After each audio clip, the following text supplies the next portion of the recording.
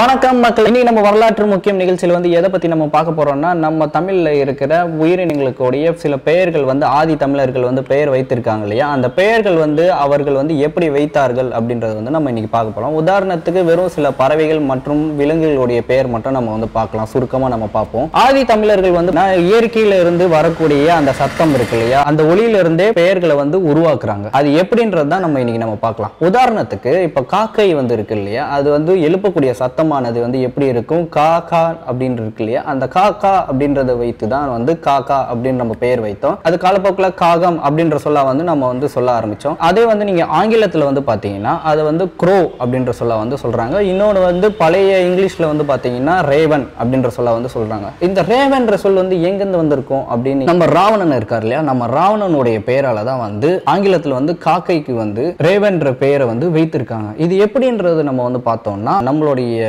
சிவன் இருக்கார், சனி கிரகம் வந்து சிவனுக்கு வந்து உகந்த ஒரு கிரகமா அப்படி இருக்கிறனால சிவனை வந்து சனீஸ்வரனா அப்படின்னு வந்து பார்த்தாங்க. சனி கூட்டல் ஈஸ்வரன் தான் சனீஸ்வரன். அந்த சனீஸ்வரனுக்கு வந்து வாகனமா இருப்பது வந்து எதுன்னு பார்த்தீங்கன்னா காக்கை இருக்கு. ராவணனை வந்து காக்கையோட ஒப்பிட்டு ராவணனுடைய பெயரால வந்து ஆங்கில காக்கைக்கு வந்து ரேவன்ற சொல்ல வந்து சொல்றாங்க. அடுத்து வந்து காக்கைக்கு க்ரோ அப்படின்ற சொல் வந்து இருக்கு. இது வந்து தமிழ்ல நம்ம காக்கை வந்து கத்துறத வந்து கரைதல் அப்படின்னு சொல்லுவாங்களா, காக்கை கரைது அப்படின்னு சொல்லுவாங்களா, அந்த கரை என்ற சொல் தான் வந்து பிற்காலத்துல ஜெர்மானிக்ல வந்து grey, K R A K E, grey அப்படின்ற சொல்ல வந்து மாறி அது வந்து ஆங்கிலேயர்கள் வந்து க்ரோ அப்படின்ற சொல்ல வந்து சொல்ல ஆரம்பிச்சாங்க. இப்படிதான் வந்து காக்கைக்கு வந்து ஆங்கிலத்துல க்ரோ அப்படின்ற சொல் வந்து வந்திருக்கு. அதுக்கு அடுத்து வந்து பாத்தீங்கன்னா குயில். குயில் வந்து எழுப்பக்கூடிய சத்தம் வந்து கூ கூ அப்படின்னு இருக்கு இல்லையா, குக்கு. அந்த கூ என்ற சத்தத்துல இருந்து அந்த குக்கு அப்படின்ற சத்தத்துல தான் வந்து கூ கூட்டல் இல், குயில் அப்படின்ற பெயர் வந்து தமிழர்கள் வந்து குயிலுக்கு பெயர் வைக்கிறாங்க. அதே வந்து ஆங்கிலத்துல வந்து அது எழுப்பக்கூடிய சத்தத்தை வைத்து தான் வந்து குக்கு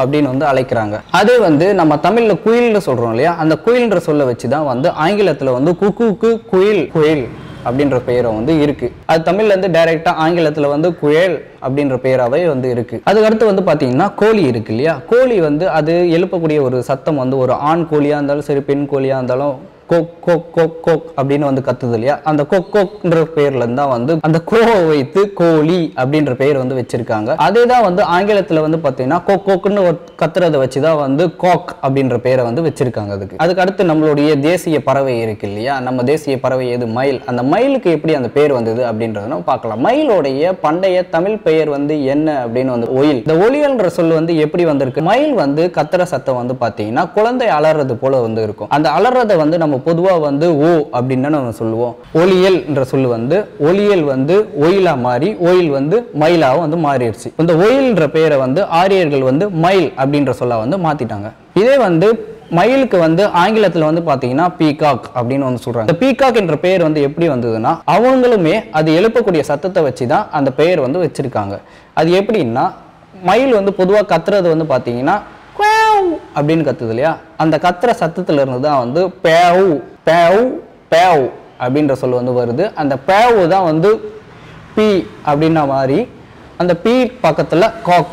நம்ம கோழிக்கு எப்படி பேர் வந்து சொல்லலாம் இல்லையா, அது கோழிக்கு வந்து காக் அப்படின்ற சொல் வந்து அவங்க பொதுவா வச்சு பி காக், பீகாக்னு அந்த பெயர் வந்து வச்சிருக்காங்க. மயிலும் வந்து பாத்தீங்கன்னா கோழி மாதிரி தான் கிட்டத்தட்ட. அது வந்து கோழி வந்து சின்னதா இருந்தாலும் மயில் வந்து கொஞ்சம் பெருசா இருக்கு இல்லையா, அதுவும் வந்து கோழி மாதிரி கிட்டத்தட்ட இருக்கு அப்படின்றதுனால தான் வந்து அவங்களுமே அது வந்து பொதுவா காக் அப்படின்ற சொல்ல வந்து சொல்ல ஆரம்பிச்சு அது எழுப்பக்கூடிய சத்தத்தை வச்சு பி கூட்டல் காக் பீகாக் அப்படின்ற பெயர் வந்து உருவாக்கி இருக்காங்க. இப்போ வந்து நம்ம பறவைகளுடைய பெயர்கள் வந்து எப்படி உருவாச்சு, தமிழ்லயும் ஆங்கிலத்துல வந்து எப்படி உருவாச்சு அப்படின்றத நம்ம வந்து பார்த்தோம் இல்லையா.